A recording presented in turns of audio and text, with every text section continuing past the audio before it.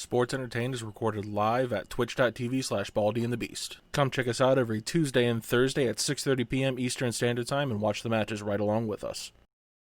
Hey, what's up, everybody? My name is Bront, I'm Willem. and we are Baldy and the Beast. Welcome back to Sports Entertained. Today, where are we going, Willem? We are watching Shawn Michaels versus Razor Ramon from Wrestlemania 10, the first ever ladder match. Oh, At least in WWE. Yep, yeah, the first ever dub ladder match. This one took place on March 20th of 1994 in Madison Square Garden. Not if that happened today, I would probably go. Yeah, you live fairly close to that. Couple hours away, yeah. Attendance 18,065 18,065 people in attendance and 420,000 people watching at home. Not a bad buy rate. No, not for a SummerSlam, not at all. This is Mania. Or Mania, not yeah. Christ, I'm still thinking we're on that other match. Yeah, not a bad buy rate for a Mania at the time. It'd be terrible. Yeah, like 10 years later, it'd be terrible, but. Yeah, this was definitely like the mid-90s, the big drought where everything was kind of slow and there wasn't a whole lot of good wrestling stuff going on. It was the post-Golden Age, post-Rock and Wrestling, but before the Attitude Era. Yep, and that was like, so this is WrestleMania 10. WrestleMania 13 is the lowest like buy rate WrestleMania. They only got like 200-something thousand. Ooh. So this is going down, but This is still not as bad as it gets. Not even close. Yeah. But so this feud, the Razor Shawn feud, started. Well, I mean, technically it probably started because they're friends backstage and they wanted to fight each other. Yeah. But it started on screen after Jack Tunney stripped Shawn of the IC title because he wasn't defending it enough. The rumor is that Shawn refused to lose a match. Willem, do you believe that Shawn Michaels in the 90s would refuse to lose a match? It's so unbelievable. That is out of character. Who knew? Out of character. Yeah. Who knew? Only Tuesday. What? I mean, like every like it was a regular thing. That's why I said it was only Tuesday. Yeah. So after that, after he was stripped, Razor won the belt in the Battle Royal. Mm-hmm. Of course, you know the classic storyline: new champion after somebody stripped. Shawn comes back. I'm the real champion. You're the fake champion. He refused to acknowledge the title changes altogether. He claimed he was the rightful champion. And to give the feud just a wee bit more heat, Shawn attacked Razor Ramon on Raw and helped IRS steal Razor Ramon's chains. Not change. Change. Very fitting for IRS though. But that entire storyline, that idea of the champ losing it or being stripped of it, then somebody else winning it and the real champ coming back, that's very applicable to today's wrestling because that exact storyline is going on SmackDown right now, where Sami Zayn just came back with the IC title and is saying that Jeff Hardy is not in fact the correct IC champion. So basically the same thing's going on. How much you want to bet that one's going to end in a ladder match? That would be cool. If it was at Mania, I'd be down. Yeah. It'll probably happen at Survivor Series though. Probably, but yeah. And I just want to say real quick, Sami Zayn is right. Yeah. Shawn Michaels not as right. He lost his because he was an ass. Sami Zayn got screwed. Sami Zayn got screwed because he was deciding to do the right thing because he didn't want to risk giving COVID to everybody in the PC. He didn't want to risk getting COVID and taking it home to his family. And they decided to punish him for that, even after they told him that it was okay for him to go home. Yeah, at least on his return, he still has the belt. Right. Like, at least they're giving him this angle, but still, he should have never been stripped of the belt. It should just be like, listen, guys, the belt's not going to be on TV for a while because our champ can't make it because there's a pandemic going on in the world. Right. And that's okay. Like, it's not like the IC title is as prestigious as it used to be. Yeah. Especially around this time. Because this time, while we said it was right before a down period in wrestling, the roster had huge bright spots. Oh, yeah. And you have, like, this Mania has a ton of praise heaped upon it. Yeah. The following is a quote from Dave Meltzer. Brett versus Owen and Razor versus Shawn are not only coin flips for match of the year, but match of the decade. Yeah. Meltzer gave this 5 stars. This won match of the year in the Observer. And IGN, they did a ranking of their top matches of all time. This got 3rd. Oh, I did not So, know that. yeah, very highly regarded match. Yeah. It Willem and I were talking before the stream. We realized this is our 3rd consecutive Shawn Michaels match on a Tuesday. Yeah. But how can you blame us? He's just so good. Yeah. Despite evidence to the contrary, we are not in fact a Shawn Michaels praising channel exclusively. Yeah, we are, but not exclusive. We will do other things next Tuesday. I promise. There will be no Shawn Michaels next Tuesday. Now, granted, it was actually rather difficult to find something else to do next Tuesday because there are a lot of good matches that Shawn Michaels has been in, and it's very difficult to get away from the man. Because even though, a lot of firsts. Yeah, even though he was a shit, even though he was a garbage person for all of the '90s and some certain specific things in the mid 2000s, he was in a lot of good matches and he had a lot of good feuds. So there's a lot of good wrestling that is involving Shawn Michaels. The only reason why Shawn Michaels was able to get away with being such like a shitty person was because he was legitimately the best. And what's Vince gonna do? Send him out the door? No. Right. Because he's the best in the world. He's not just the best in the company. He's the best. Right. Speaking when of you're the best. Speaking of firsts, we also at some point will need to watch the first ever Elimination Chamber match, which of course was won by Shawn Michaels. Yep. Yeah. Not next Tuesday though. Willem. Not next Tuesday. It'll come up at some point after. We'll take a 1-week break from Shawn Michaels. Yeah. But let's go ahead. Let's get into this match. Before we get into the match, for the purposes of the video, I do need to say that so something that we're going to start doing is for every episode that we've done since the first episode, we've had it at least for the purposes of the video that's going to be going up on YouTube. All of the videos have been the full length of what we recorded. The first episode was kind of truncated in that it was just the first part of the first introduction to the match and then the part after the match. Given that we are a new channel, we are going to try out just doing all of the videos from this point on as that short truncated version on YouTube, because we understand that it's very difficult to dedicate an hour of your time to a channel that you're just getting used to seeing. So we're going to shorten down our videos. We're going to have it be just this introduction part and then the end portion of the after the match where we talk, where we have a discussion about the match, about we do some minor like going over the match, some of the spots and stuff like that, and then we have a little discussion afterwards. But that's how, at least for the foreseeable future, how most of our videos that are going up on YouTube are going to be recorded. Yeah, and I would hazard a guess, Willem, that even if we decide to go back to the old format, that there would probably be 2 uploads. Probably, yeah. Just because you don't want to alienate anybody, so we're gonna do our best to keep you fans happy. Yeah. Well, in the same time, like the audio version of the podcast, which all of the audio versions that are available down in the description, they're available. You can see them on YouTube. You can see them on Twitch. If you just go to anchor.com/baldyandthebeast or anchor.fm/baldyandthebeast, you can see all the places that were available as audio only. And those will always be the full version of the episode, simply because for an audio only podcast, it doesn't make sense for that to be like a 15-minute video or for a 15-minute listen.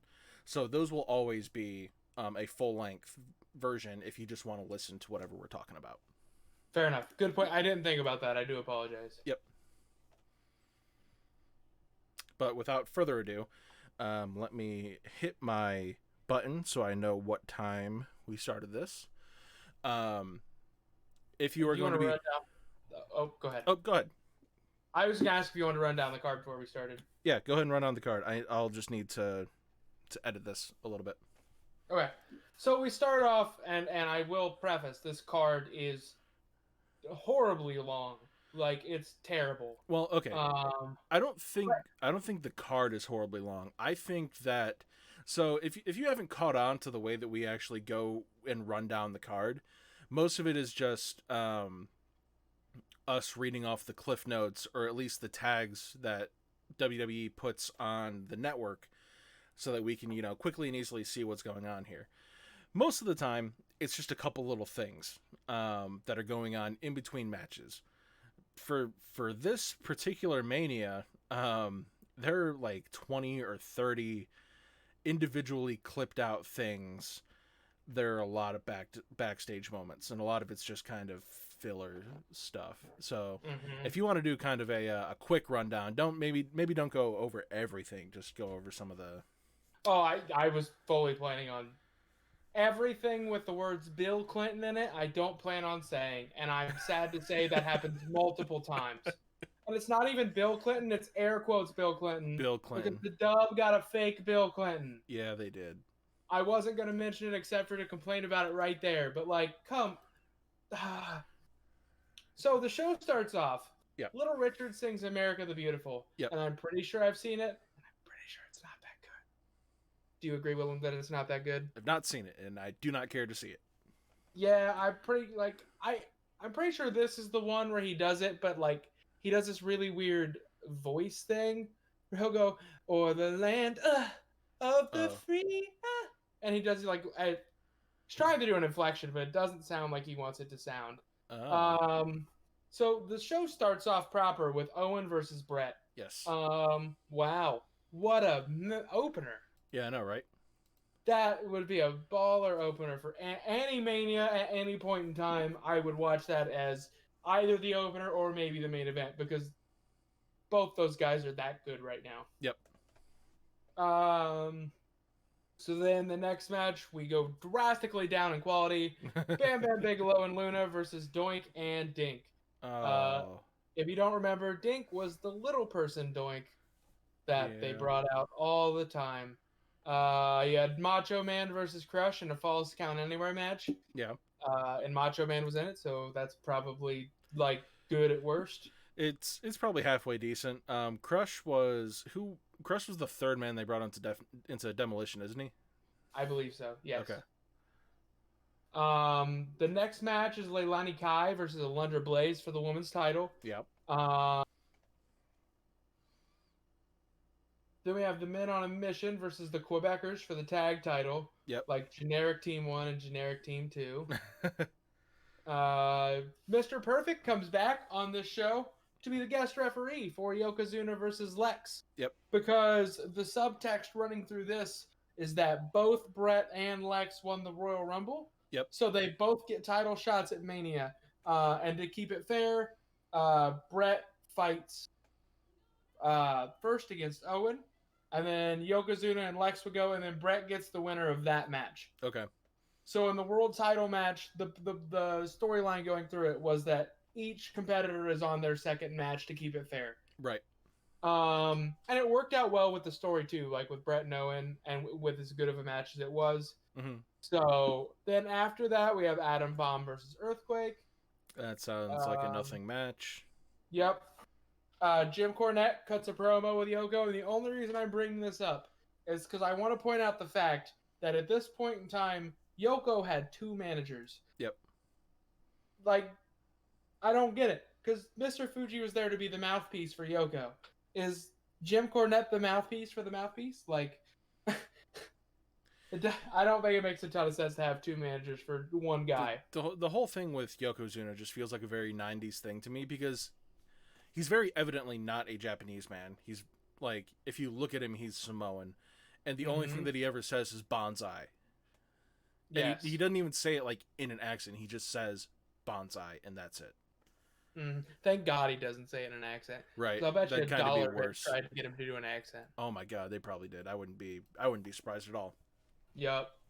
But right after that was Shawn and Razor, the ladder match, which is what we'll be going over today. Yep. And this was right before the main event. The main event was Yokozuna Brett for the WWF Championship. Yes. So, are you ready to get into that match, Willem? Yes. Now I will say, so if you're going to be watching along, I don't know if it's just me. It seems to just be me because Braun's network shit isn't going wrong on this. Um, but for the case of this match, or at least for the case of most things on this card, there's a little lock on my screen, so I might not be able to watch the whole thing. But Braun seems to be able to from the beginning. So if for whatever reason I have to just kind of react to nothing because I can't watch anything, you know why? I will try to carry the. It'll be like, we'll see if I'm as good at this as Kenny Omega is at wrestling. Can I work with my partner not knowing what's going on? Can you work with a blow up doll? I was gonna say a broom, but that's a much better. We should review that match. Oh, that'd be a fun episode. We could do the blow up doll, and what else did he wrestle that was stupid? He did a little girl. A little girl. I think we should do those two matches Yeah. at a later date. But today we're doing Shawn Razor, and for all of you watching at home, this starts at 1:53:45 on the network. I'll give everybody a couple seconds if they wanted to get there. Yep. And are you ready, Will? I am ready. Let's give everybody probably 10, 15 seconds to try and find their way there on the network. And then we can kind of go ahead and get started. At the moment, both your brother and Walter Grunden are in the chat. Your brother says hi. Hi.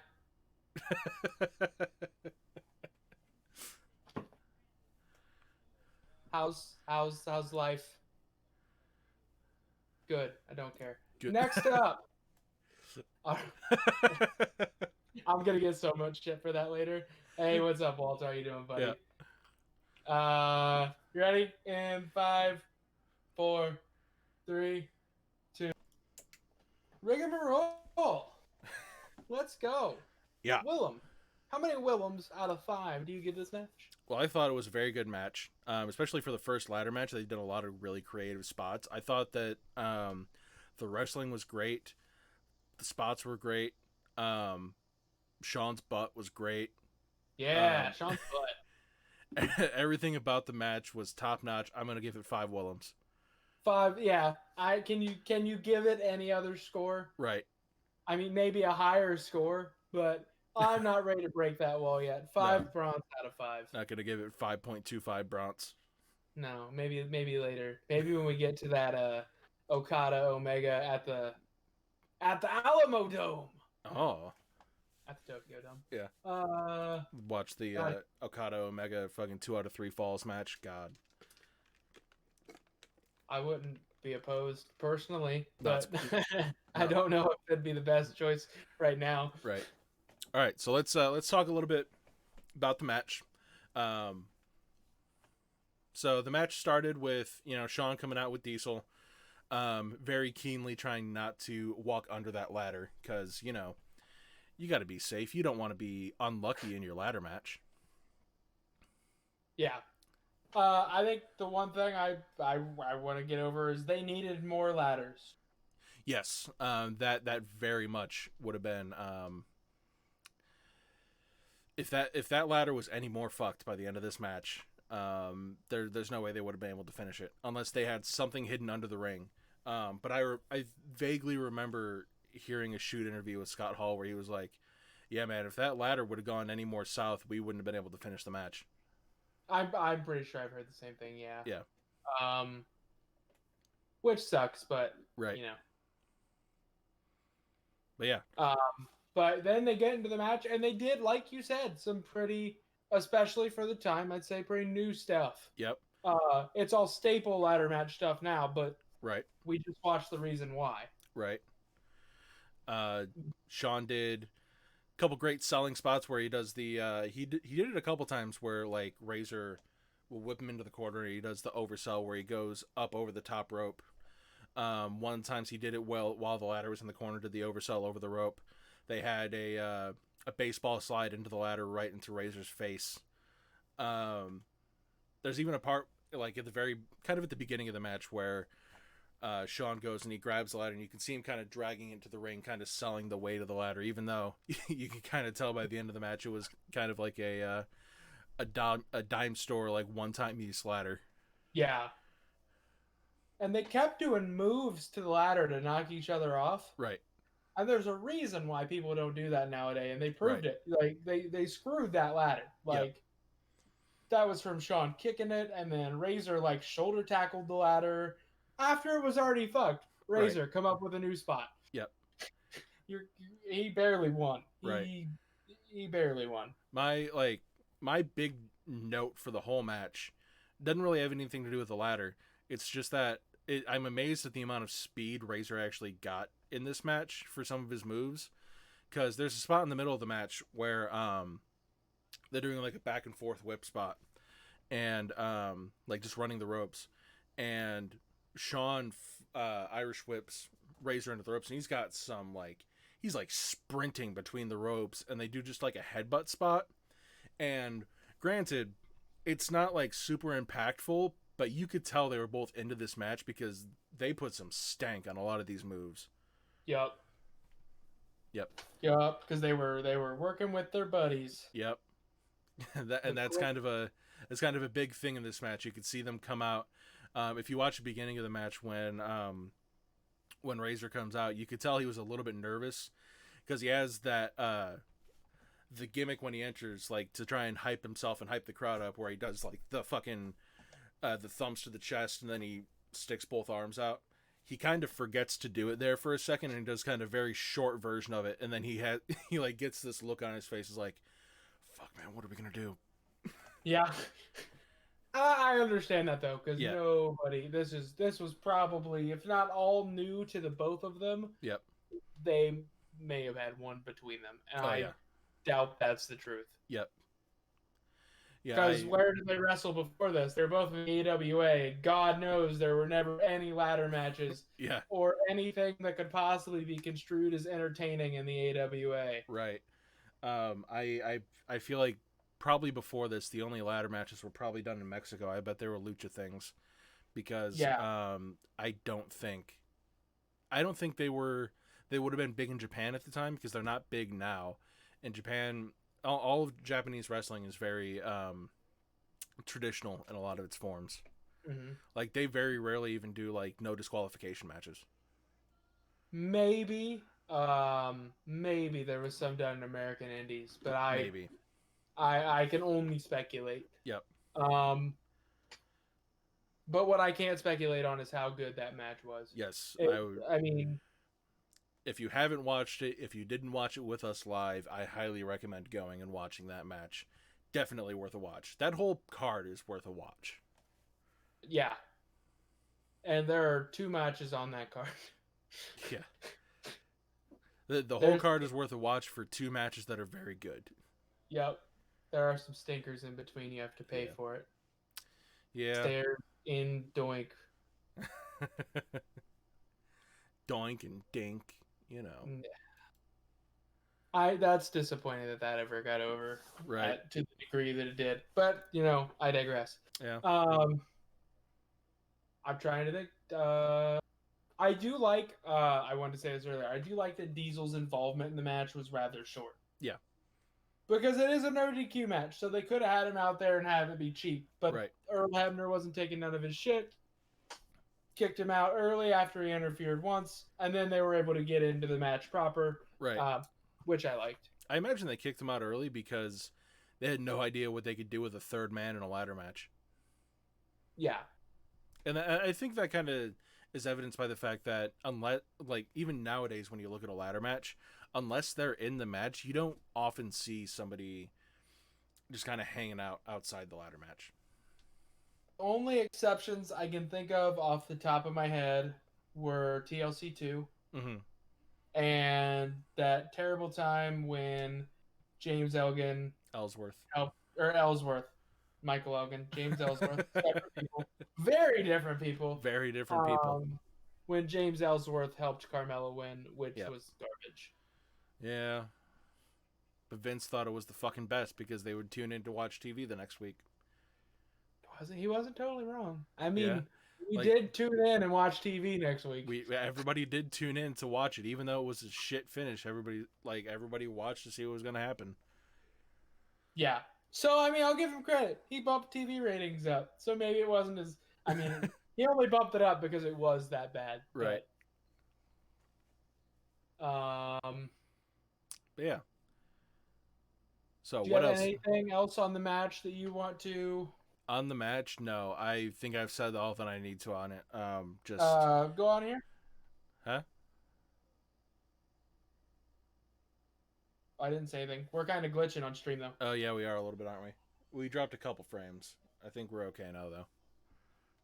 Okay. Um, so we had. Are you ready to move on to the end, buddy? Yes. Yep. Okay. We had a short discussion before the stream, and would you like to announce the new trilogy will be starting on Thursday? No, because I can't remember what it was. Shit, I can't remember. Oh, I remember what it was. I was gonna have you do it because I forgot for a moment. I was like, "Willem will back me up." No. We're both schmucks. Neither of us have memories with goldfish brain. I do remember what we're doing though. It is Cena versus AJ Styles. The feud they had just a few years ago. Something a little more modern. Yes. Something that doesn't involve Shawn Michaels. Yes.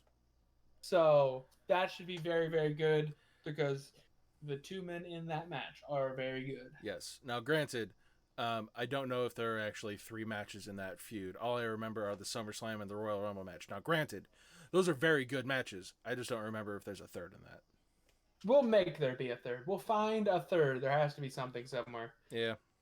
So, I guess we could go over kind of what's happening in the wider world real quick. Yeah. And just shortly mention that Brock Lesnar is a free agent. Yeah, I don't think he's going to go anywhere. I don't either. I think he's going to go home. He's going to sit on his land. He's going to look out at his farm. He's going to hang out until he decides he needs a couple $1,000,000 for whatever reason, and then he's going to come back. Might do a fight or two. I could see him doing UFC, but I don't think he's going to do anything involved with wrestling. Might do a fight or two. I could see him maybe coming back and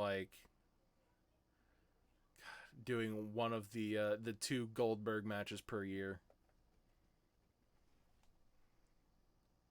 I don't want to think about it, but you know. I was talking to my dad about this morning, and the more I thought about Brock going to AEW, and AEW is the only other promotion that makes sense in the whole world to get Brock, because they're the only promotion that can afford Brock. Yeah. To me, unless Brock is highly motivated to give you 1 year where he shows up semi-regularly and cares about every single match, it just doesn't make sense. It really doesn't. Doesn't make sense to have to be a part-timer because AEW needs to not be around that part-time label. Yep. And it doesn't make sense. Like I said, unless he's willing to show up for at least half the Dynamites and all the pay-per-views, I don't like it. Literally, the only thing that I could see them bringing him in to do is to put someone over, and I don't see Brock putting anybody over. No, like with mine, he would obviously be. He would probably win the title because I don't think they can negotiate bringing Brock in without promising him a title. Right, and there's already evidence that, at least with the current title scene, there's no guarantee that it wouldn't be somebody else by the time they actually brought Brock in. There's already evidence, tremendous evidence, that he does not work well with Jon Moxley. Yeah, they don't like each other very much. Yeah, I think it might just be that Brock just doesn't like deathmatch guys. Yeah. I feel like he respects wrestling as a business, and I don't think that he sees death matches as a true wrestling contest as would be seen in the rest of the industry, as witnessed by their terrible was it no disqualifications, no holds barred I think it was fight? I think it was a street fight. It was not good. It wasn't good. It could have been good. Both those guys have every capability of making that match good. Right. But I listened to a Mox interview, and he pretty much said Brock shot down just about everything. Right. And at the same time, though, the other big Mox hardcore match in WWE was against Jericho, and it was neat, but they had Mitch the Plant, and there was a thumbtack spot. Oh, screw you, Mitch! R.I.P. Mitch the Potted Plant. I I wasn't. was I honestly I wasn't actively watching at the time. That was like there was like a 5 year gap where I wasn't watching, and that was like right before I started watching again. okay. See, I was watching that. I remember watching that live with my dad Uh-huh. because I shit a brick when they poured out those tacks because it was like 2016, Right. and I was like, "This is the dub. Those are thumbtacks. Those aren't ever in the dub." Right. So I very, very, very well remember that match. Yeah. Um, Because I remember seeing the match and seeing the thumbtacks, and I was like, oh yeah, it's a thumbtack spot, but I don't remember it because I wasn't watching for as long as I was, and I wasn't as like up on how many things were just not in WWE anymore. mhm. It didn't really click with me that a thumbtack spot would be a gigantic thing in 2016. Huge. It really was Yep. like huge, and I think the culture's already switching on that because we've seen AEW kind of use thumbtacks way more liberally than we've seen since Mick Foley was around. At Yeah. least in the major, like the top tier American companies. I think they need to pull it back a little bit because No, fuck fuck you, off. fuck you. They need to pull back thumbtack spots a little bit, simply because when everybody's doing a thumbtack spot, then it's not special anymore. Okay, but they're not everybody's doing thumbs. So you have Darby with his thumbtack skateboard, which is not a thumbtack spot. They've only really done one traditional thumbtack spot. I will fight on this because I love the thumbtack spot because it looks like hell. It's terrible for the wrestler to go through, don't get me wrong, but there is no chance of injury. Okay, but there have been like 4 thumbtack spots in the last 2 months. Okay, but one of them was the traditional one, and then Yeah. you had the Darby Allin one. What were the other Yes. two? I don't know if they would be well because they had the Darby one with the skateboard. I don't know. I feel like there've been a lot recently, and I don't like. I don't necessarily like. I don't mind thumbtack spots. I just feel like there have been too much in recent times for I'll, there to be like one at the next pay per view. oh no, I'm not voting there should be one at all out. I'm just saying I thought you were saying you want less of them, and I really don't. I will agree that the Eddie Kingston one and the Darby Allin one did happen fairly close together. Yes. Um, but by evidenced by their like library so far, I don't think that they're going to overdo it. I think those just happen to coincide and be close. Yeah. I could be proven wrong by time though. Yep. So, but I do like me. I do like me a good thumbtack spot Yeah. because I think it's the safest of all the like hardcore. Like, what are you gonna do? Barbed wire is worse Right. than thumbtacks. Glass is worse than thumbtacks unless it's sugar glass, but most indies use light tubes. Well, even then, like sugar glass can still be dangerous because it's still sharp. It just Yeah, breaks easier. yeah. Um, so out of everything, I think thumbtacks are the safest. But Yeah. I'm trying to think what else weird things people have used that are like in that category. Fucking stairs to gouge out your eyes. Yeah, that's a real hardcore spot, Willem. Aren't we lucky that we get that in modern wrestling? Yeah. You know what we need more of in modern wrestling? I could do without that ever again.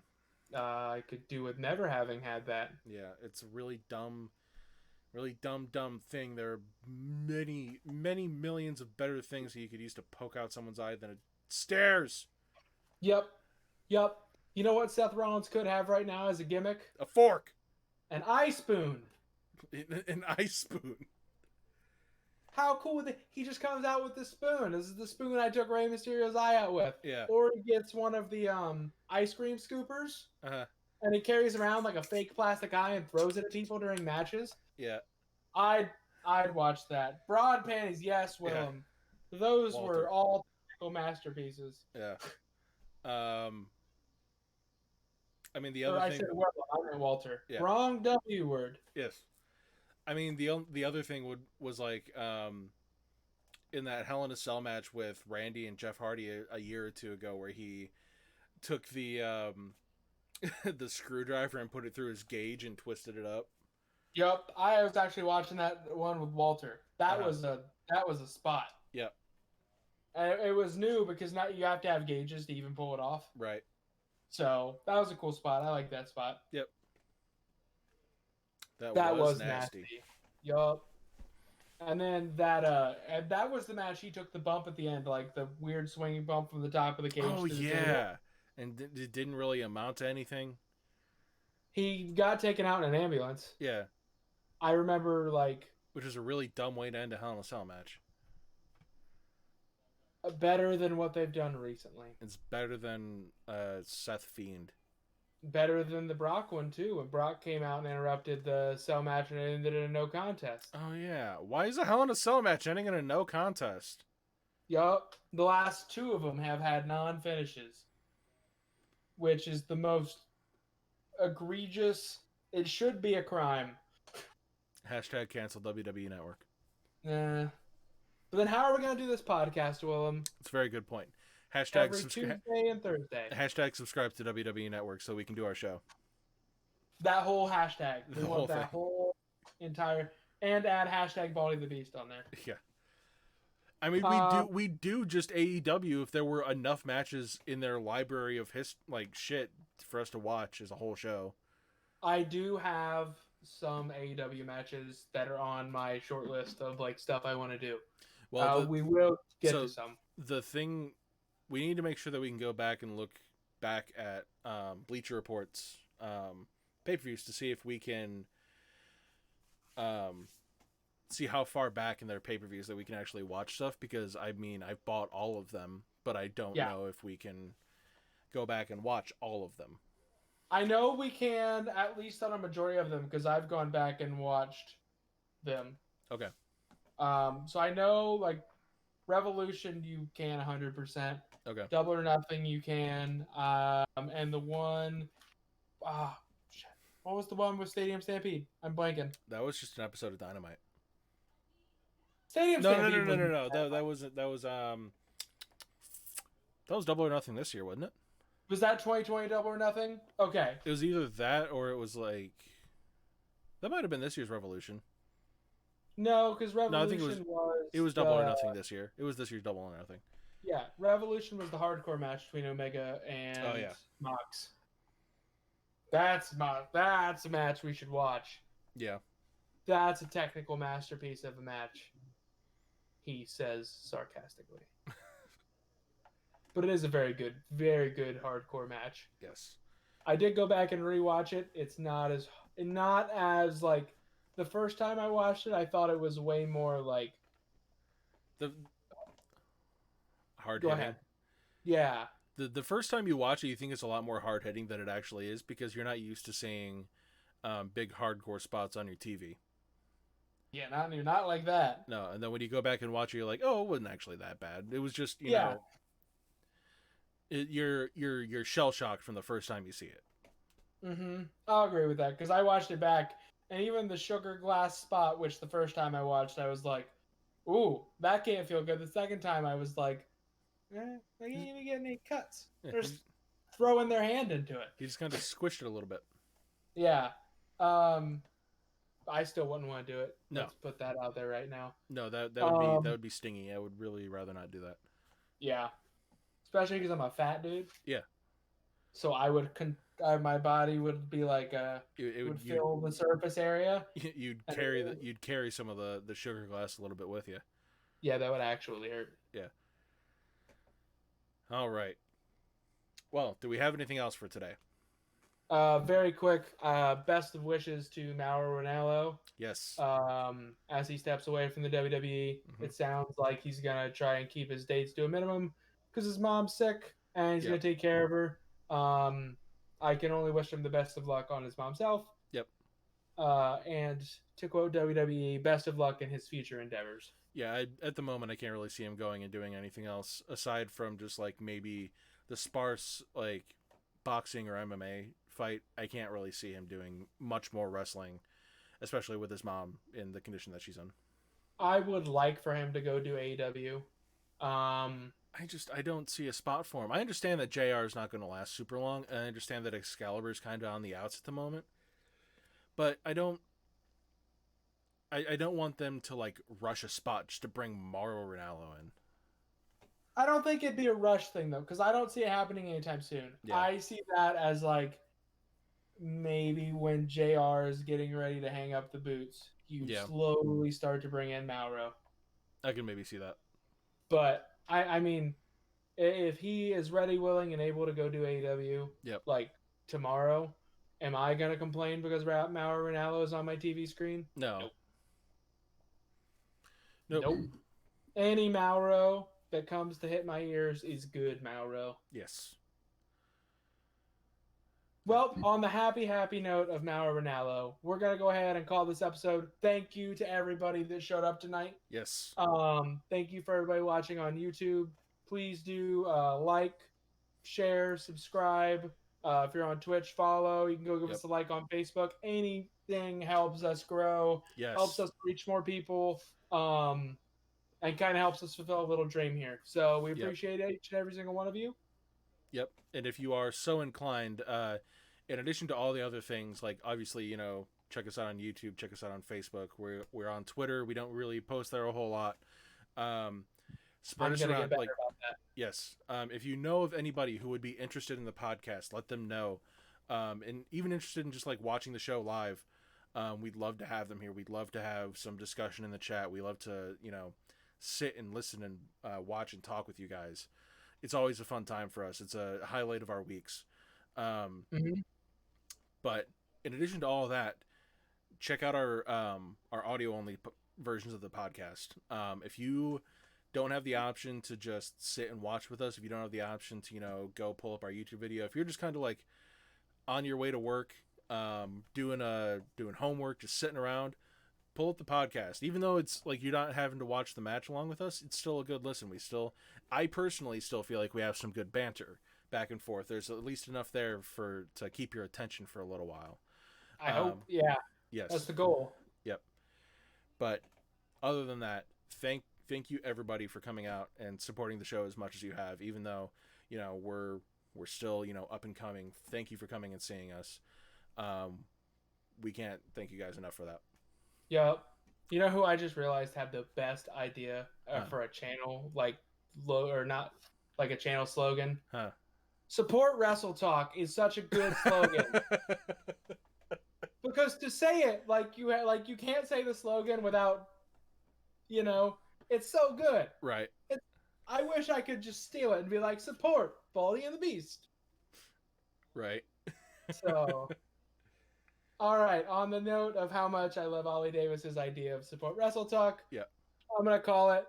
Everybody have a wonderful rest of your day. Yep. And we'll see you on Thursday for part 1 of Cena Styles. Yes. We'll see you then.